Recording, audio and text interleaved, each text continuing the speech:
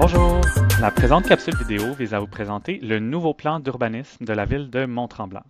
L'objectif, c'est de vous montrer comment le document est structuré. Donc, ce que je vais faire, c'est que je vais vous montrer des extraits qui sont tirés directement du document final. Premièrement, c'est quoi un plan d'urbanisme? Le plan d'urbanisme, c'est un document de vision qui donne des grandes orientations qui vont viser à guider les décisions futures en matière d'aménagement du territoire. De ce document-là de vision vont découler des règlements d'urbanisme qui, eux, s'appliquent directement aux projets des citoyens et des citoyennes. C'est important de mettre à jour ce document-là sur une base régulière parce que on veut s'adapter aux nouvelles considérations environnementales et sociales de notre société.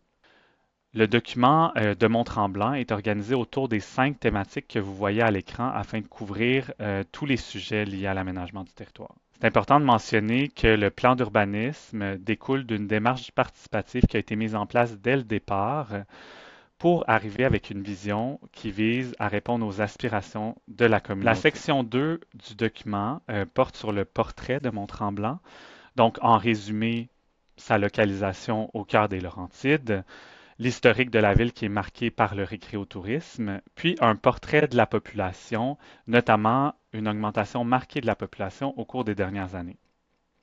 Ici, on voit que la ville de Mont-Tremblant se trouve au cœur de la municipalité régionale de comté les Laurentides.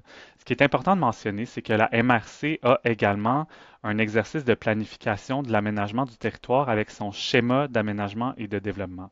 Donc, tout ce que veut faire la ville de Mont-Tremblant doit respecter tout ce qui se trouve dans le schéma de la MRC. De la même manière, il y a également les orientations gouvernementales en matière d'aménagement du territoire à l'échelle de la province que la ville de Mont-Tremblant doit respecter. La section 3 du plan d'urbanisme concerne le diagnostic. Donc, ce qu'on a fait, c'est qu'on a fait 16 cartes au total pour montrer différents éléments du territoire pour mieux comprendre le territoire avant de se lancer dans la vision. La vision, c'est vraiment ce qui est au cœur du document.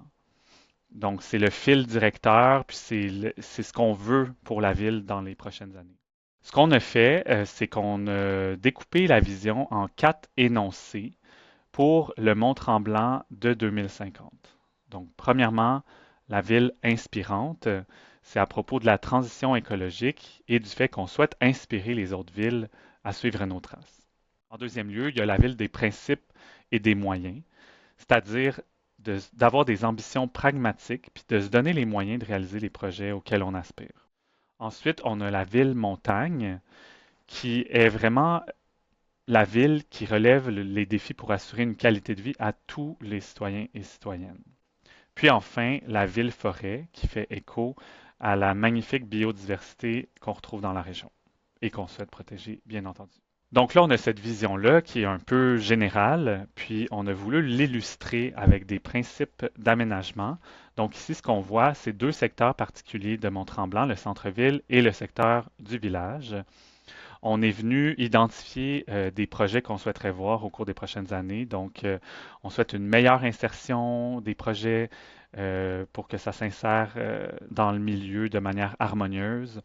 On veut du verdissement accru, un accès aux plans d'eau, des plans d'eau en santé. Donc, c'est quelques exemples qu'on retrouve ici à l'écran. Par la suite, si on regarde la photo du haut, on a la gestion de l'urbanisation, c'est-à-dire tous les milieux qui sont à l'extérieur des milieux urbanisés. Notre vision, c'est de faire du développement par grappe, c'est-à-dire qu'on va venir concentrer les habitations puis les services pour faire en sorte de préserver au maximum les milieux naturels qu'on retrouve aux alentours. Puis en bas, on a le corridor de la 117 où on a l'intention d'ajouter des liens, de créer plus de verticalité. Dans la section 5 du document, on retrouve les stratégies et les objectifs. Ce que ça veut dire, c'est que de notre vision a découlé 8 grandes stratégies qui concernent soit des thématiques ou soit des secteurs spécifiques de la ville. Donc, on les voit à l'écran, les milieux naturels, l'habitation, la mobilité, le centre-ville, le village, la route 117, le récréotourisme, puis enfin les infrastructures et les investissements publics. Donc, ces grandes stratégies d'aménagement-là se découpent en plusieurs moyens de mise en œuvre. Donc là, ici, je vous ai mis un exemple. On retrouve une série de moyens de mise en œuvre pour répondre à l'objectif qu'on trouve en haut, l'objectif 1.1, qui est de restaurer la santé des lacs et des cours d'eau par une stratégie de régénération du territoire et de gestion du développement par bassin versant. Donc, ce grand objectif-là se trouve dans la stratégie numéro 1 qui porte sur les milieux naturels. Donc, dans le document, là, on retrouve une série de moyens de mise en œuvre comme ça pour vraiment atteindre nos objectifs au cours des prochains. Puis, enfin, la dernière section, qui est bien importante également, qui porte sur les grandes affectations et la gestion du territoire. L'innovation qu'on a mis en place avec le plan d'urbanisme, c'est qu'on est venu faire une stratégie intégrée de gestion du territoire. Là, on le voit à l'écran, on est venu superposer là, plusieurs couches. Ce que ça veut dire, c'est que généralement dans un plan d'urbanisme, il faut respecter les affectations qui sont prévues par le schéma d'aménagement de la MRC. Une affectation, c'est vraiment de découper le territoire pour venir dire, OK, dans cette partie de territoire-là, on autorise tel ou tel usage, là, par exemple commercial, résidentiel, industriel, etc. Mais là, ce qu'on est venu faire pour Mont-Tremblant, c'est qu'on a ajouté d'autres couches d'analyse là, pour découper le territoire. On est venu découper le territoire par bassin versant de chacun des lacs qu'on retrouve sur le territoire pour avoir dans ces endroits-là des normes un peu plus spécifiques et strictes. Ensuite, on est venu aussi superposer la couche de protection des milieux naturels pour avoir des normes plus sévères à certains endroits du territoire. On est venu contrôler les densités autorisées à différents endroits dans les milieux plus urbains. On a également fait ressortir les paysages d'intérêt pour avoir des normes qui visent à protéger ces paysages. Puis enfin, on a pris en compte les différentes contraintes qu'on peut retrouver à l'occupation du sol, parfois en lien avec des grandes artères ou par exemple. Ce qui nous donne la carte de nos aires d'affectation. Donc ici, on les voit là, pour tout le territoire qui n'est pas dans les cœurs urbains. Si je vous donne un exemple, là, si on regarde la couleur jaune, en jaune pâle, on a l'affectation villégiature paysagère. Donc, il y a certains éléments qui sont autorisés là, dans ces secteurs-là. Puis là, en jaune plus foncé, on a l'affectation villégiature paysagère bassin versant. Donc, dans les zones plus foncées, on se retrouve dans un bassin versant d'un des différents lacs du territoire et on va avoir des normes plus strictes à ces endroits-là.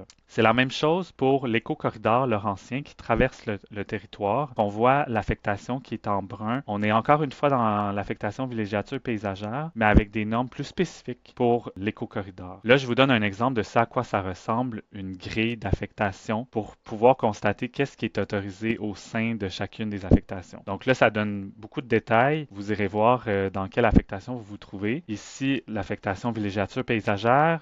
Sur une autre page, comme je vous disais, il y a des normes plus spécifiques pour chacun des lacs et leurs bassins versants. Puis enfin, un autre exemple, l'affectation villégiature paysagère qui se retrouve dans l'éco-corridor laurentien. La même chose a été faite pour les différents milieux urbains, donc la montagne, le village, puis le centre-ville. Et donc, on vient découper le territoire pour bien dire à quel endroit on vient autoriser quel type d'usage. Donc, on a des endroits où on va vouloir plus de mixité, d'autres où on va vouloir simplement du résidentiel, où il y a même aussi certains secteurs industriels. Donc, tout ça est contrôlé grâce à nos affectations. C'est ce qui fait le tour de notre capsule sur le plan d'urbanisme. Ce qu'il faut retenir, c'est que le plan d'urbanisme, c'est la vision qu'on se donne comme communauté pour les 25 prochaines années. Puis de ce document-là vont découler les règlements d'urbanisme qui sont présentés dans le cadre de d'autres capsules.